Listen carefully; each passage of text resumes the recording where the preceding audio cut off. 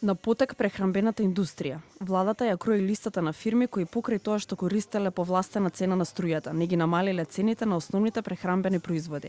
Дел од фирмите веќе пресметуваат можно ново поевтинување на храната. Владата обвини дека и покрај тоа што исполнето барањето на прехрамбениот сектор за пониска цена на струја, на терен немало ефект од поевтинување на прехрамбените производи.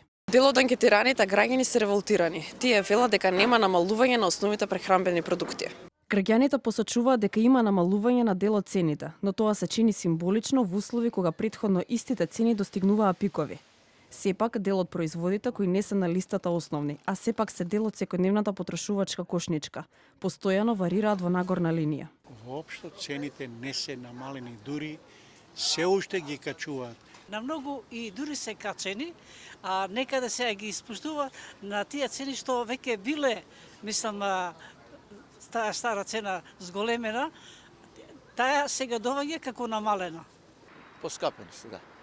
Само сега има некој шанси дека владата им прети на компаниите дека ќе направат нешто, ама само со тој притисок може да се направи нешто, иначе вака не беше, не.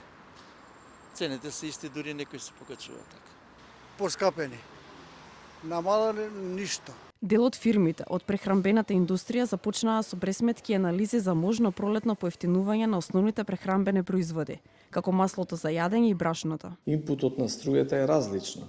Најбитно е и сировините како се движат, тренд е во светот на намалување на цената на сировината, конкретно да ви кажам на основните суровини, основните производи.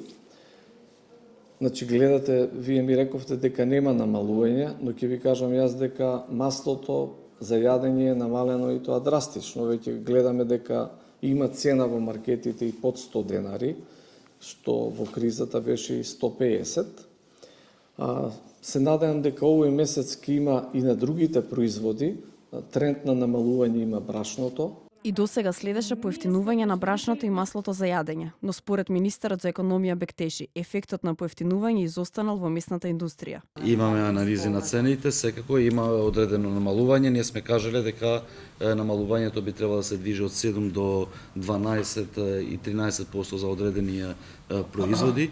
Одредени домашни производители веќе ги намалиле цените од 7 до 12%. За жал некои не ги намалиле цените и би требало кон крајот на овој месец да имаме конечен извештај од страна на државен пазарен инспекторат и согласно тој извештај ќе се донесат одредени одлуки. Во маркетите се забележува ценовна разноликост. Ист производ во различен маркет може да варира од 20 до 30 денари.